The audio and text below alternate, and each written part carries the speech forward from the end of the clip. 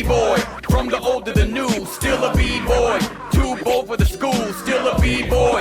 East Coast to the West, B-boys worldwide. We supposed to be blessed, still a B-boy. This week, we sit down with a true hip-hop head who's preserving the culture for the next generation. An old school head like myself, founder of Antonia's 365 Hip Hop Museum in Milwaukee, Wisconsin, right in my backyard. Welcome, Antonia Anderson. How are you doing today? Hello, thank you. I am doing fine, Chris. Thank you for having me. So what are some of your first memories of hearing hip hop? First memory of hearing hip hop would be somewhere with Public Enemy, KRS-One, Stop the Violence Movement. Those are some that really grabbed my attention. So who were some of your first favorite MCs? I would say like Kool Moe Dee, get to thinking LL Cool J, pretty much those. So yeah, I have more, but those are the first two that come to mind. We all have more. So when did you start collecting? At what point would you say, was it just natural? You just were buying them, as any hip hop head would, the tapes, the records. When did it come to a point where you felt like I'm kind of collecting stuff now? I started collecting via vinyl albums. So when I first started collecting my vinyl albums, they weren't necessarily hip hop. I started collecting like R&B, African American spirituals, Mom Maples, Richard Pryor. I was just collecting whatever I saw because I just thought it was such wonderful art, not to mention it was message music to me. And that would be in like 2010. And then in 2012, I started picking up more hip hop items like cassettes, vinyls, VHS movies, that type of stuff. So at what point did you get the idea of starting the museum? During COVID, and I was working from home. I was locked in. I wasn't able to go out to any events in the community and take anything because normally I would do pop-ups at the schools, at the events here in Milwaukee, and I wasn't able to do that. So things were sitting in the box and I was feeling that, okay, they're doing no good there. And besides, I wanted to bring them to the front, to the youth, to anybody else that's interested in being a part of the hip hop culture. That's so important. Sometimes I feel like the, middle-aged, angry B-boy who looks at the kids and say, you don't know the forefathers. But they should know what came before them, in my opinion. So talk about the actual logistics of putting it together, setting it up, whether it's traveling or in one spot. Well, I started by putting it up in my apartment, which I actually was gonna move. And I said, no, because I had to look in that places. I'm like, they're too small. My apartment is actually large. So I just started like with one wall. And I started with the wall with like the Public Enemy banners, MTV information, kind of where it started from. And then behind me, I just dreamed about it one night and I said, you know what, I'm going to do a contribution to the Sugar Hill label because Sylvia Robertson actually, did put it on the map with the Rapper's Delight. And I know she had other artists under her. So I wanted to do a display and exhibit on those artists. So behind me, I started with Sylvia Robertson when she was with Mickey Baker. And I go all the way up to most of the folks that were under her on the Sugar Hill record label. So, and I touched on a little bit, how important, and did you do it more for the next generation? Did you do it as a hobby? Kind of both? What was the motivation behind putting it together? Well, it started off as a hobby. And then I do work in like the Milwaukee public schools, and I see how they're still trying to teach them kind of the way they tried to teach me back in the day. Just isn't working. So me knowing the history of hip hop and knowing that it's a good way for the kids to express themselves, what's really going on in the community, what's really going on with them, that's when it turned to, you know what, I'm going to use this to encourage the youth to use their voices and have some type of power in everything that, is going on in their life right now. Do you think the vast majority, when you're dealing with, the kids, um, appreciate when you're talking about a Public Enemy or Sugar Hill Records, or, do you think they're soaking it in? Not all of them are going to get it until sometime it's explained to them. But what I find with the younger kids, which also go, to an after school program, is the younger babies are always interested to listen.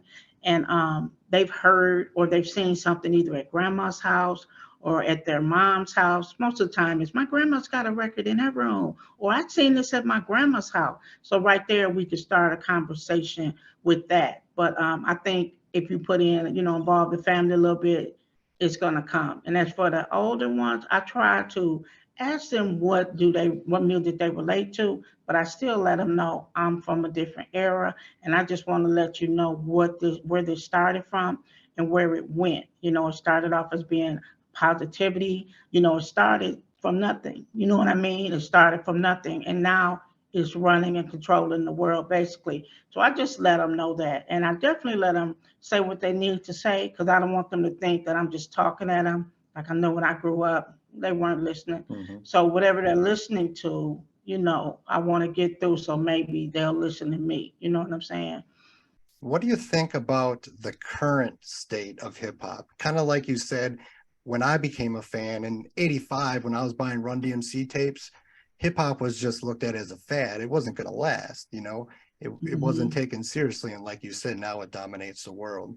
What do you think Hmm. about the current state of hip hop and how it's evolved for better or worse? I look at it like this. Like I have grandchildren too that are like 13. Their birthdays are going to be 13, 2023. So I listen to their input, and I think it's gone farther because now they really can use it for political. They could use it for podcasts. They could use it for a voice at the school. And we could just be there to direct them if they are, negative, but we still have to hear them out. So I think it's still moving in a good place because they're making records and stuff. When something goes down, they're out there first on the line politically. They're using it to vote. When back in our era, they weren't listening to them as far as voting. So it's still evolving. It's still evolving. And even though it's a lot of negativity, like lately the murders, they're not all associated with hip hop. It's some of the things that happen to the people, and they want to say, well, it's hip hop. It had nothing to do with hip hop at the time of the violence, even though they're hip hop people. So Right. just I think it's still evolving. They just need the people too on this, to just keep letting them know it was positive when it started off. And we want it to remain as positive as possible. Is it going to be 100% positive? No, nothing is. So I think we just need to be there to kind of redirect them like anything else. So now I want to touch on the Milwaukee rap scene. So when you were a fan, were you paying attention to any of the local Milwaukee rappers? Like I'm talking about generations, I think of Cuckoo Cal and Ice Moan and Young Twan and Country Boy Click, Speech from Arrested Development, of course, is from Milwaukee. Were you paying close attention to the local scene, or were you just pretty much what the mainstream was coming out at that time? Well, I was paying attention to the local scene, even though that was around the time of my baby booming days.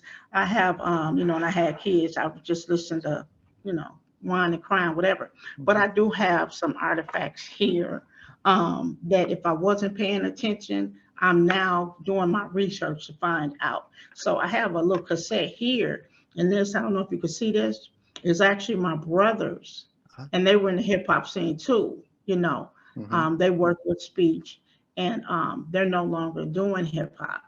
Okay. But at the time, it was going on. I have some, the Kali tribe with King Kamanzi and Antoine Mack, and I have Cuckoo Cow. They're on the other side of the room. Right. But I have a lot of Cuckoo. I have Cuckoo Cow, Baby Drew, Kid Millions. I have a lot of that memorabilia here, and I'm going to be doing displays of them during Hip Hop Month. Even though I have a lot of, New York hip hop, I'm here to celebrate Milwaukee hip hop. You know what I'm saying? Bring it to the front, Milwaukee hip hop artists. So what are one of your one or two favorite pieces? My Public Enemy action figures. And then I have other action figures too. So I like my cassettes, but I really like the action figures because the action figures are all new. So I have, and you see, I'm trying to turn the phone on.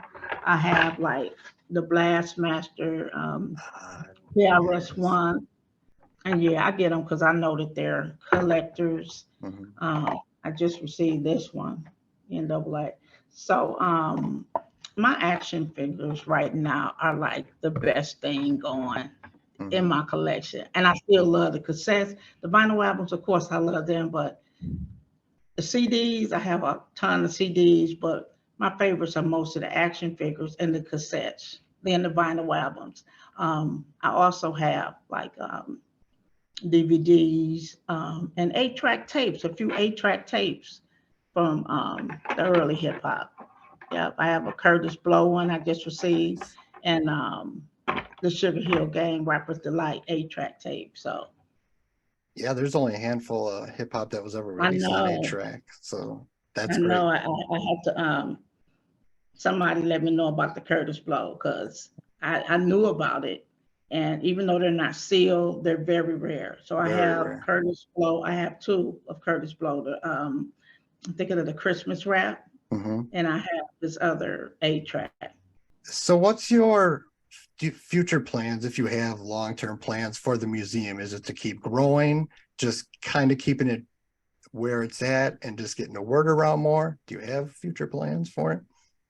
Most definitely, most definitely. I'm speaking with someone in Milwaukee from the underground graffiti era back in the day. So I'm going to start working with some graffiti artists to help me in the museum. Who knows? Maybe I'll have them paint a couple walls in my apartment and deal with that when I leave. Have them come to school and show the kids how to do it, show me how to do graffiti. And then I have plans. I'm doing the pop-ups now, but eventually I want to be in a building. I'm going to have a building, and then I want to get a vehicle and go from place to place with my museum, a pop-up museum in different places. Where can people find you online, social media? Give them all that information. Okay, so I do have a website, and my website is Milwaukee Hip Hop Popup.com. Again, Milwaukee Hip Hop Popup.com. And my Facebook page is Antonia Anderson 44gmail.com. And once you go on there, you can let me know if you're interested in tours. Tours, I ask for 24-hour RSVP because I'm not fortunate enough not to work yet. So I usually offer those like if someone really wants to come in during Monday through Friday after 3 p.m. or on the weekdays 1 to 7. Anything else, we just have to make a connection to make sure it's okay. If people wanted to donate to the museum, would that be Hmm. something you would obviously, at least if I said, okay, I have this autographed Easy E poster, are you interested? Would people send that email to your email, or how would they contact you to ask about that? Okay, so again, you could send it to my email because I definitely check my email. I have to make sure I remember, but they both go to the same email. Or, if it's not getting through, you could give me a call. Because yes, I take donations with open arms. I haven't put Right. on asking for donations lately. But my phone number is also on both of them, but it is 414-750-1873. And I'm always open to donations, especially Milwaukee donations, because they're really rare. Any, of course, but I'm really looking for some Milwaukee um, donations on Milwaukee hip hop artists. Because, now with the streaming, you know, it's Yep, rare. it Yeah. is. Yep. Well, I thank you for taking the time. I hope everyone out there who's in the Milwaukee area checks it out. Keep keeping old school hip hop alive. I love your teaching the kids. Um, so thank you for your time. I truly appreciate it.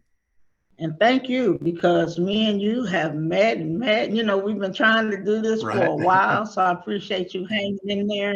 I had a lot of family emergencies, which No I'm still problem. dealing with it, but I'm like, you know what? You've been so patient and humble. I said, let me go on and get this in today. Okay.